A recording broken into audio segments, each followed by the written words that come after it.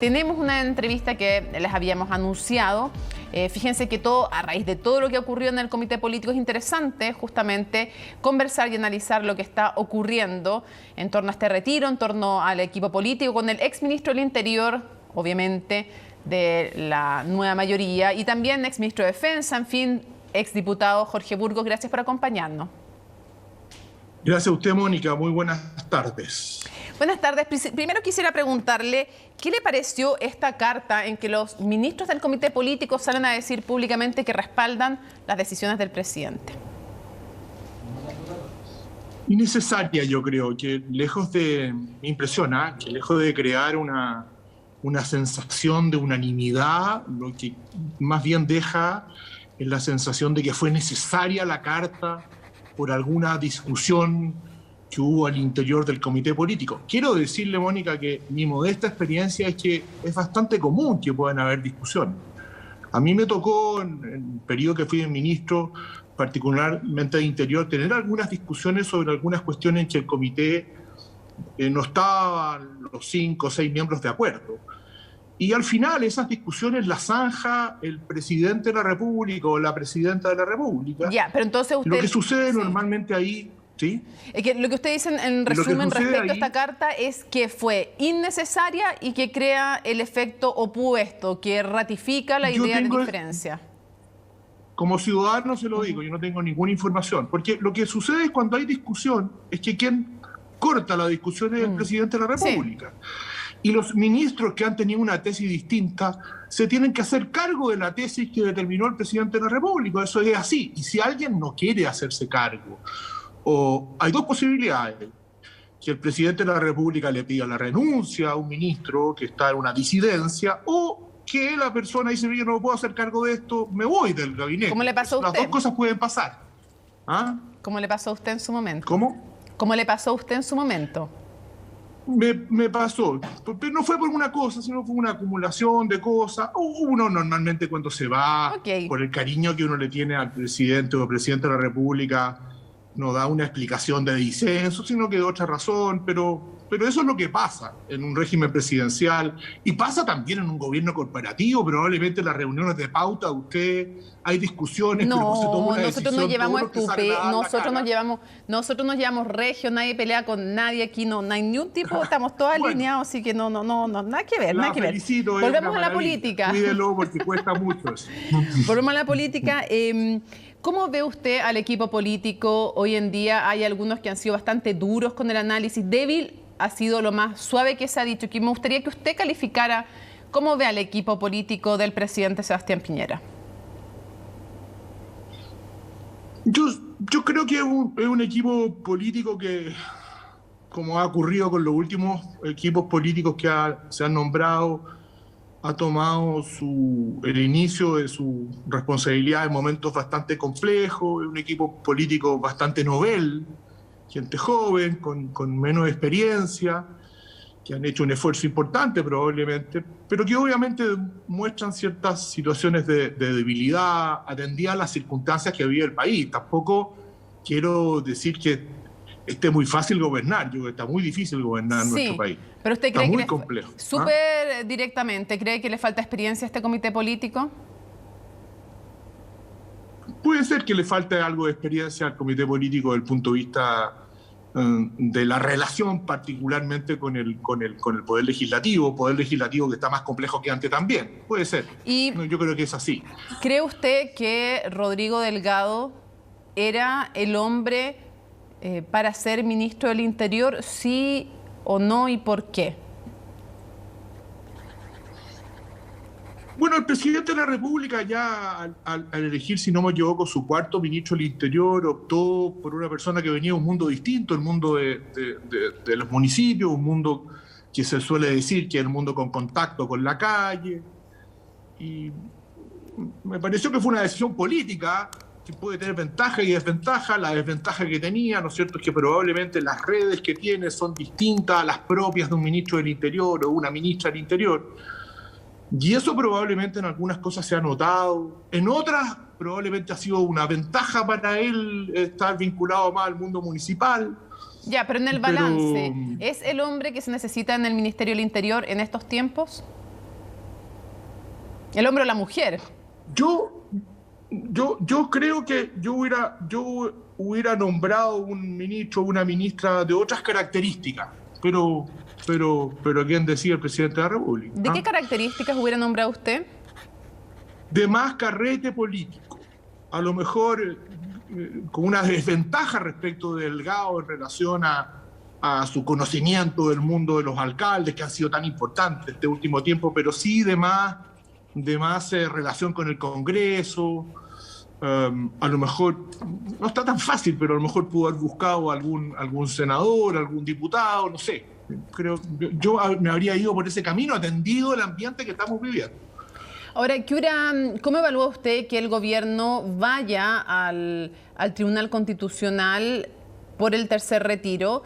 ¿Le parece que es acertado o no? Y cómo ve también la situación de que desde su propia coalición haya 7 senadores, por ejemplo, en los diputados todavía más, que se suman a esta iniciativa. No hay duda que es una decisión muy difícil, ¿eh? Si uno pone al lado de la decisión el fundamento esencial de la razonabilidad de por qué se tomó, es decir, cuidar la iniciativa exclusiva, cuidar la norma jurídica vigente, es una decisión que tiene fundamento.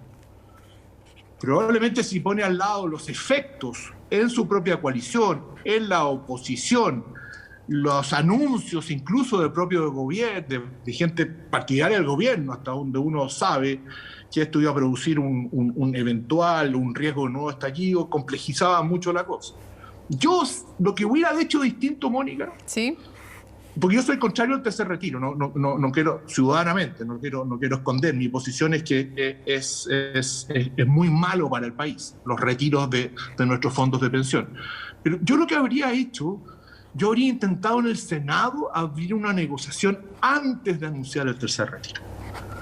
El tercer, tal como usted aclaraba ahí al ministro, cuándo puede retirarse un requerimiento se puede promulgar hasta antes de la promulgación de la ley. No era necesario llegar al Senado con el requerimiento presentado. Exacto. Yo hubiera abierto una negociación sobre la base de una cosa que anunció el propio presidente de la República días atrás. Yo tengo disposición a reformar la carga tributaria en la búsqueda de financiamiento para nuevas políticas sociales. Eso fue recogido de inmediato, muy favorablemente por la presidenta del Senado. Ya. Yo hubiera abierto antes del requerimiento una negociación respecto de cómo financiamos un equivalente al tercer retiro. ¿Y qué le pasa al presidente de la República que en el fondo estira el chicle hasta el final antes de ofrecer realmente y de iniciar una negociación? ¿Qué pasa ahí?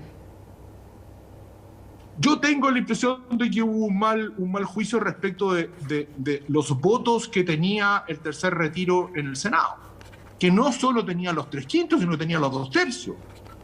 Entonces yo creo que ahí hubo un mal timing, es mi modesta opinión. ¿Usted cree que el gobierno pensó que iba a parar en el Senado el tercer retiro? Creyó que había alguna posibilidad de negociar con el requerimiento presentado, porque ya había ofrecido abrir una negociación para nuevo financiamiento de ayudas sociales, vía recaudación tributaria, en fin.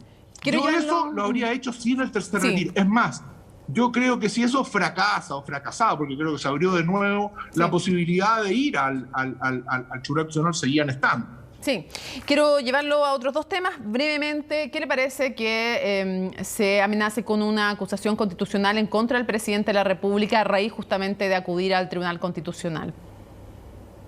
Eso lo encuentro muy malo, Mónica. Lo encuentro muy malo, que no contribuye nada al ambiente complejo que estamos viviendo, crispa las cosas y se intenta ocupar un instrumento bien especial, que es la acusación constitucional, en especial contra el presidente de la República, de manera torcida, porque no hay ningún fundamento que justifique ni de cerca la presentación de una acusación. No se da ninguna de las condiciones.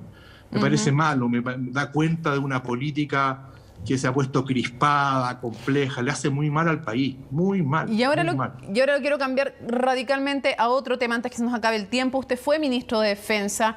Quiero saber primero, ¿qué le parece que las tres ramas de las Fuerzas Armadas hayan salido juntas como institución, no personas individuales, sino que como institución hayan salido juntas a manifestar su rechazo frente a una parodia en un canal de televisión y hayan sido respaldadas además por el ministro de Defensa? ¿Es deliberación o no? No, yo no creo que sea deliberación. Yo creo que pudo haberse hecho de otra manera, a través del ministro de Defensa, probablemente, haber protestado.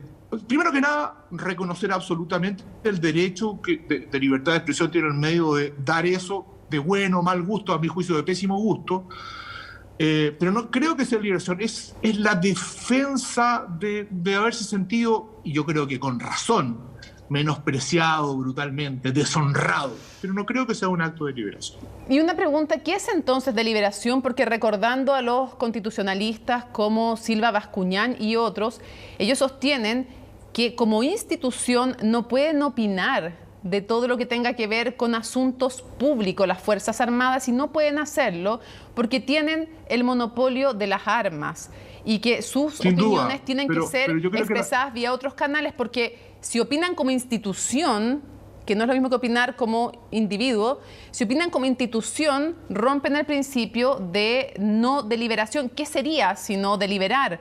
Si no es eso, opinar sobre, por ejemplo, la libertad de expresión y cómo se debe ejercer aquello, ¿qué sería si no deliberación? ¿Cómo se puede...? Yo creo que sería deliberación decir la libertad de expresión tiene un límite, esto es inaceptable. Pero si lo dijeron. No. Yo lo parecido. interpreto de otra forma. A mí me parece que lo que se dice es que han sido denostados por una cuestión de carácter bastante duro, aunque sea humorística. Pero no creo que se hayan metido en una cuestión de carácter político. Ahora, yo lo habría hecho de otra manera. Creo que no fue esto que no haya sido conjunta, pero sí una tras otra, y que el ministro haya salido después, lo encuentro complejo, pero no creo, sinceramente, en mi modesta opinión, que sea un acto propio de deliberación. No, si usted puede decirlo, pero la verdad es que nombran cómo llaman a respetar la libertad de expresión, pero con responsabilidad, o sea, entran a calificar cómo se debe ejercer la libertad de expresión. No es solamente decir que han sido denostados, sino que también entran en ese tema, pero usted puede no considerarlo una deliberación. Muchos consideraron que opinar, teniendo el monopolio de las armas, puede amedrentar el ejercicio de la libre crítica y de la parodia entendida como eso, más allá de si gustó o no. Yo no me reí con la parodia, pero eso no tiene que ver. Estamos hablando de principios, más allá de si uno le guste o no lo expresado. Yo lo tomé fundamentalmente, y es un tema opinable, como una institución que dice no merezco ser denostado de esta forma, no como un intento de limitar la libertad de expresión. Ok, y para cerrar, pues nos acabó el tiempo lamentablemente, quiero preguntarle cómo toma usted el que se haya conocido que adulterando un documento público, aunque el ministro de la Corte de Apelaciones que autorizó el pinchado de teléfono del periodista Mauricio Baibel, haya dicho que no fue engañado, que sabía, el documento público fue adulterado. Yo no sé, me gustaría que usted me explicara si la ley de inteligencia le permite a un ministro de la Corte de Apelaciones aceptar que se adultere un documento que viene del Ejército y que finalmente el que está adulterado impide el que se sepa quién es el pinchado posteriormente, digamos, espiado. Quiero ver cómo vio esa situación y sumarle cómo ve que hayan sido también recabados antecedentes sobre 5 periodistas. Lo curioso es que todos investigando temas o de derechos humanos o de corrupción al interior del Ejército, y sus familias también, antecedentes pedidos por el DINE sobre sus familias. ¿Qué le parece esta situación? A ver, a mí me parece, en primer lugar, que la valorización de lo que hizo el ministro de la Corte de Apelaciones al momento de autorizar es una cuestión que es opinable, por cierto. Si todos los antecedentes que usted me da son así, yo los desconozco, si hubo una alteración. No te reconoció por el propio ministro. Se le entregó toda la información y aparentemente la decisión, según lo que he leído, de esconder un nombre fue una cuestión de carácter de cuidado de la investigación. Eso es lo que he leído. A mí me parece que el tema debe centrarse ahí, me habría parecido mucho más grave, o me parecería mucho más grave que se estableciera que se le entregaron hechos falsos a un ministro para hacer uso de la ley de inteligencia, porque eso es un delito por donde se lo mire. La ley de inteligencia permite adulterar. La ley de inteligencia permite adulterar documentos públicos, oficiales. No, no hay ninguna ley que permita alterar un documento. Ninguna. Ya, es que está adulterado. Si eso es así, bueno, si es así, si usted tiene ese antecedente, eso sí, Rito, sin duda. No se puede alterar un lo dijeron documento, públicamente. Ni siquiera la ley de inteligencia. Pero ¿puedo agregar una cosa? Sí, sí, por favor. A propósito de la ley de inteligencia que se está discutiendo en sede parlamentaria, unas modificaciones. Hay una que no se ha entregado, que yo creo sería súper importante y la experiencia indica que debiera establecerse. No es muy mayor. A mi juicio, esto de que esté radicada la autorización tan excepcional de intervenir las comunicaciones de cualquier persona, atendidas las circunstancias que se entregan, no debiera estar radicado en una sola persona, en un solo juez designado anualmente por la Corte de Apelaciones respectiva. Debiera ser materia de una sala de la Corte de Apelaciones respectiva. Es una cosa muy menor, pero tiene mucho importancia. No es nada de menor. No debiera quedar en manos de una sola persona que además no procede de recurso alguno, salvo el de reposición. Sí, entonces, con mayor razón debiera ser una decisión procesal, con complejidades, adoptada por una sala. Sí, después de lo que hemos visto, evidentemente que no es algo menor. Parece que necesita muchísimo más control lo que se hace vía ley de inteligencia y me hago cargo yo de esa opinión. Jorge Burgos, muchísimas gracias por habernos acompañado en CNN Chile. A usted, que tenga una buena tarde. Igual usted.